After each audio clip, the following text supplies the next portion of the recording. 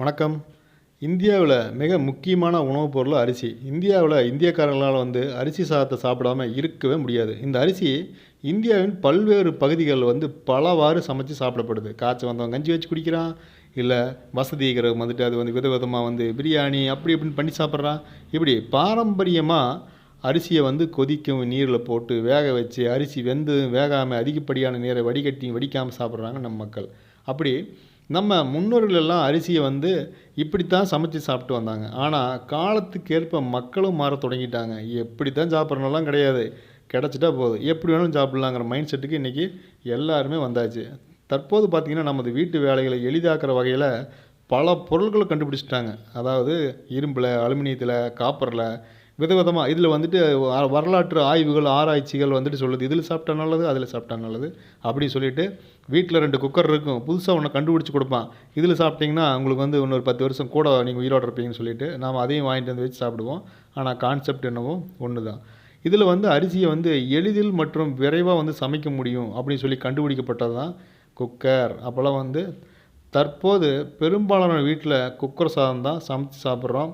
Sometimes case தீர்ந்து போனால் கூட விறகடுப்புலையாவது வச்சு குக்கரில் வச்சு தான் சாப்பிட்றோம். ஆனால் குக்கர் சாதம் சாப்பிட்றது நல்லதில்லை அப்படிங்கிற மக்கள்கிட்ட ஒரு கருத்து இருக்குது. உண்மையிலேயே குக்கர் சாதம் நல்லதா கெட்டதா அப்படி சொல்லிட்டு ஒரு பட்டிமன்றமே போடலாம். அப்படி ஆகிப்போச்சு இந்த குக்கர்னுடைய நிலைமை. அது என்னமோ நினச்சிட்டு இருக்கு, ஏப்பா நான் வேலையை எளிதாக்கி கொடுக்க போனால் என்னை வச்சு நீ பட்டிமன்றமாக போடுற அப்படின்னு குக்கருக்கு பேசுகிறது நம்மளுக்கு மைண்ட் வாய்ஸு கேட்குது. சரி, என்னதான் பிரச்சனை குக்கரில், வாங்க பார்த்துடலாம். இந்த பதிவு உங்களுக்கு பிடிச்சிருந்துச்சின்னா கண்டிப்பாக ஒரு லைக் பண்ணி ஒரு சப்ஸ்கிரைப் பண்ணிக்கோங்க. வாங்க பார்த்துருவோம்.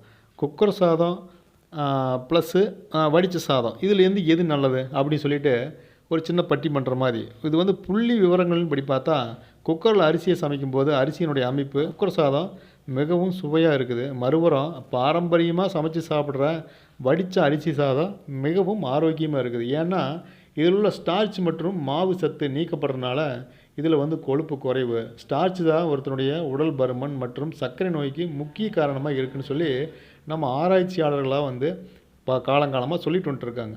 இதில் நீரில் கரையக்கூடிய கார்போஹைட்ரேட் மறுபடியும் புரோட்டீன் சத்தும் குறைவான அளவிலேயே இருக்குது.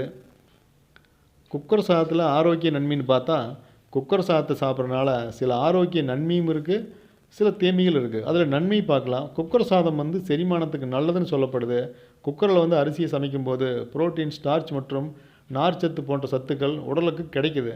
அதிக அழுத்தத்தில் சாதத்தை சமைக்கும்போது அரிசியில் உள்ள பூஞ்சை மற்றும் பல பாக்டீரியாக்கள் அழிக்கப்படுகின்றன அப்படின்னு ஒரு ஆராய்ச்சி தகவல் சொல்லுது. முடிவுன்னு பார்த்துட்டா புள்ளி விவரங்களின்படி வடித்த சாதத்தை காட்டிலும் குக்கர் சாதம் அதிக நன்மைகளை கொண்டிருக்குது. மற்றபடி சமைக்கும் நேரத்தை மிச்சப்படுத்துது. அதற்காக வடித்த சாதம் குறைவான நன்மைகள் வழங்குன்னு சொல்லவே முடியாது. இது ஒரு ஏற்புடையதாகவும் இல்லை. அது பாரம்பரியமே, என்றைக்கும் பாரம்பரியம் தான். குக்கர் தான். அதுவும் குக்கர் சாதத்துக்கு இணையான நன்மைகள் வழங்குது அப்படிங்கிறதுல மாற்றுக்கிறதே கிடையாது. இன்றைக்கி நம்மளுக்கு டைம் இல்லை, நம்ம வேலையை நம்ம ஈஸியாக பண்ணிக்கிறதுக்கு நம்ம எந்த சப்பக்கட்டு வேணாலும் கட்டிட்டு போகலாம் அப்படின்னு சொல்கிறது ஒரு காரணம் இருந்தாலுமே இன்றைக்கி நம்ம வேலை பளுவின் காரணமாக இன்றைக்கி காலையில் எந்திரிக்க முடியல, எந்திரிச்ச உடனே அரை மணி நேரத்தில் நம்ம சமைக்கணும் சாப்பிடணும் அப்படின்னு சொல்லி சொன்னால் குக்கர் தான் பெஸ்ட் ஐடியா அப்படின்னு சொல்ல வேண்டியது இருக்குது. ஆனால் என்ன தான் சர்க்கரை நோயாளிகள் குக்கர் சாதத்துக்கு பதிலாக வடித்த சாதம் சாப்பிட்றதா அதே போல் உடல் பருமனை குறைக்க நினச்சிங்கன்னா வடித்த சாதம் தான் நல்லது. சரி, நீங்கள் உங்கள் வீட்டில் எந்த மாதிரி சாதம் சாப்பிட்றீங்க அப்படின்னு சொல்லிட்டு என்னுடைய கமெண்ட்ஸில் நீங்கள் கமெண்ட் பண்ணுங்கள். இதில் என்ன தெரியுது, குக்கர் வேலையை மிச்சப்படுத்துன்னு சொன்னாலுமே, ஆரோக்கியம் நல்லா இருக்குன்னு சொன்னாலுமே கடைசியாக உடல் பருமன் மற்றும் சர்க்கரை நோய்க்கு நல்லது வடித்த சாதம் அப்படின்னு சொல்லிட்டு வரும்போது அப்போ நம்மளே முடிவு பண்ணிக்கலாம். சரி, ஓகே, நீங்கள் சொல்லுங்கள் எந்த மாதிரி சாப்பிட்டா நல்லதுன்னு சொல்லி நினைக்கிறீங்க, அதையும் சேர்த்து கமெண்ட் பண்ணுங்கள். மறுபடியும் இதே மாதிரி ஒரு நல்ல பதிவில் நாம் சந்திப்போம். கண்டிப்பாக மறக்காமல் சப்ஸ்கிரைப் பண்ணிவிட்டு நம்ம பதிவை லைக் பண்ணிக்கங்க. நன்றி, வணக்கம்.